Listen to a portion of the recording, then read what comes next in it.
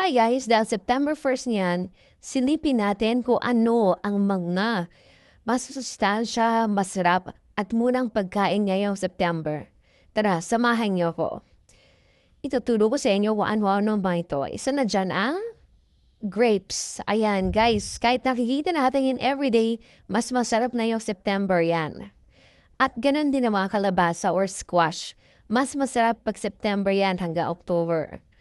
At ganun din yung nasa tabi niya, nakikita nyo, yan ang tinatawag na renko in Japanese or lotus root. Yan, mas masarap yan pag September. At lalo na to, figs na to. Masarap din ito. Pero mas masarap at masustansya yan pag September. At syempre, ganun din itong nashi or Japanese pear. Ayan, tignan nyo, ang dami niya. Pag ganito ang September. At pagdating sa isda, masarap ang isda ito. Ito ang balanghuten or Pacific Sorry na tinatawag. Masarap itong ihawin guys. Lalo na pag September hanggang October ka guys. Bilhin ka na to pag ganitong season. Bye!